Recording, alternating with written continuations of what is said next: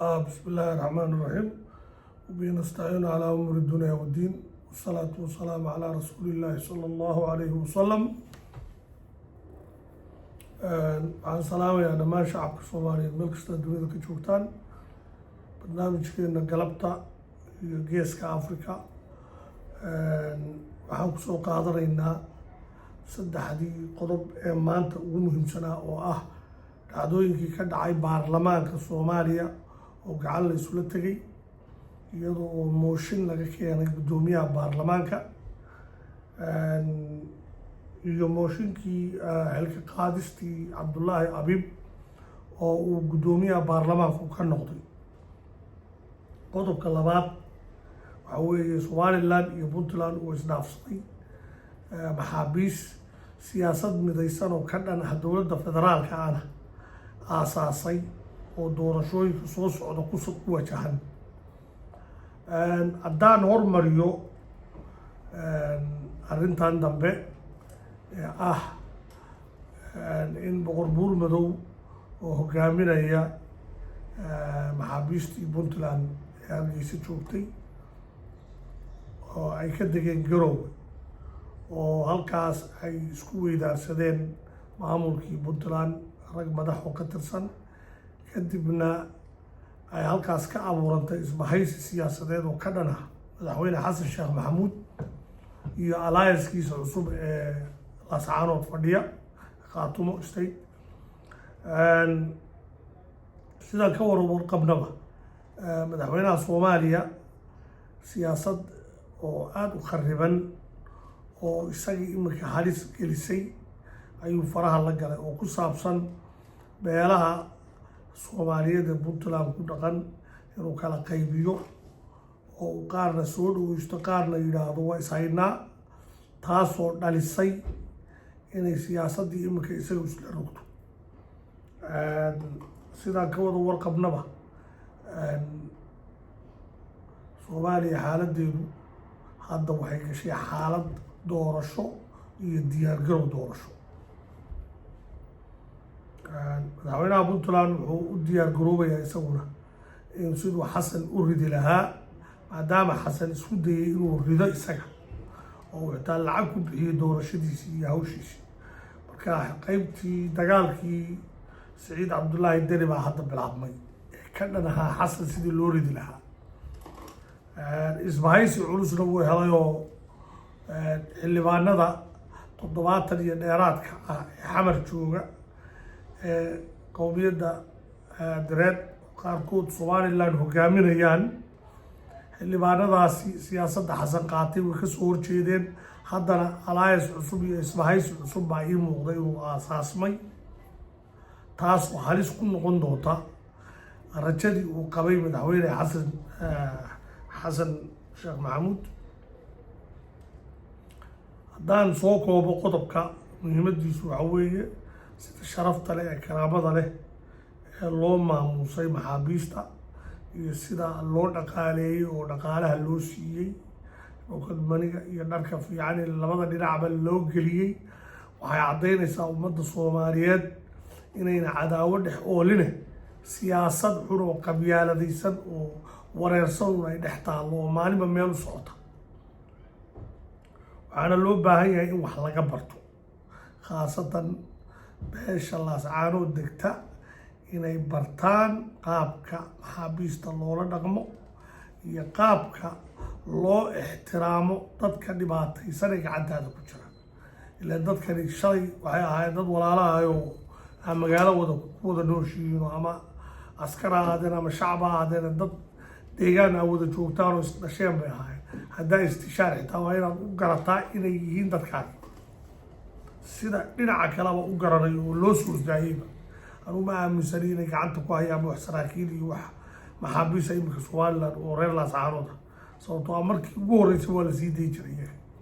calaa ayi xaal waxaa xusid mudan in saraakiishii uu ka midka ahaa Faysal Bootaan oo beesha habar jeclo u badan inta badan in aan meel la saarin sii deyntooda. taas waxaa looga fadhiyaa madaxweyne cabdiraxmaan cabdulaahi ciro inuu ballaangareeyo qorshihii nimankaa lagu sii dayn lahaa, waana inuu la yimaadaa qorshihii wadahadal ee lala geli lahaa laascaanood ama khaatumo lala geli lahaa qaabkay u sii dayn lahaayeen nimankaas. waxaa inoo soo hadhay isbahaysiga bilaabmay ee puntland iyo somaliland iyo siyaasadda muqdisho taalla oo ay u eg tahay in lagu wareejiyey puntland musharax ka socdo inuu labada codba isku qaato, taasoo halis ku ah xasan sheekh maxamuud. siyaasaddaas waa siyaasaddii cabdullaahi yuusuf uu ku guuleystay ee uu ku qabsaday madaxweynaha soomaaliya ku noqday markii nairobi lagu tartamayay. tii oo kalea maanta socota, heshiis hoosaadyaa socda. waxaan anigu horta taageersanahay in la helo awood xasan ka soo horjeeda oo waxbadasha oo cadaalad ku baysgaraysan oo ummadda soomaaliyeedna ku badbaado. awooddaasi markaa waa inay ahaataa awood isbahaysi guud oo xukunka dadka ku fadhiya meesha kala wareegi karta. taasaa loo baahan yahay. qodobka halkaasaan kaga baxaya. qodobka labaad ee raba maanta inaan ka hadlo waxaa weeye dhacdadii ka dhacday maanta baarlamaanka soomaaliya oo buuq badan dhalisay, taasoo ay yaaleen mooshin ka dhan ah Sheekh Aadan Madoobe oo ah guddoonka baarlamaanka, lana rabay in la rido. labadii shir guddoon ee kale ma imanin, ma soo xaadirin, isaga keligii baa yimi. isagiina qayladii iyo cabaadkii baa ka dhammaaday siduu lahaa xildhibaanada deji. xildhibaanada qaranka soomaaliyeed ee baarlamaanka ummadda soomaaliyeed oo dhan matala, waajib baa saaran diini ah iyo waajib ummadeed. waa inay masiirka ummadda soomaaliyeed dib ugu soo celiyaan gacanta ummadda soomaaliyeed. waa inay mooshin ka keenaan xukuumadda iyo madaxweynaha iyo guddoonka baarlamaanka, intaba waa inay ridaan oo ay soo dhisaan xukuumad cusub oo doorasho qaban karta oo kumeel gaadh ah, iyo madaxweyne maaragtay cusub iyo baarlamaan, guddoon baarlamaan cusub. taasi waxay soo celinaysaa karaamadii iyo sharaftii baarlamaanku lahaa. ummadda soomaaliyeedna way ku kala badbaadaysaa. waxaan ugu baaqayaa dhammaan xildhibaanada soomaaliyeed ee baarlamaanka federaalka soomaaliya inay sida ugu dhaqsaha badan leh arrintaa tallaabadeeda u galaan. dowladda xamse cabdi barrena ay ridaan, madaxweynahana impeachment geliyaan. qodobaday ku ridi lahaayeenna waa qodobka oo shidaalka iyo qodobka amniga oo uu ku guul daraystay iyo qodobka federaalka uu ku guul daraystay iyo doorashadii iyo qodobadii dastuurka. intaas ilaa 5 qodob oo muhiima bay haystaan. arrintaa waa in loo howlgalaa sida u dhaqsaa badan leh xasan sheekh maxamuud xilka looga hayuubiyaa.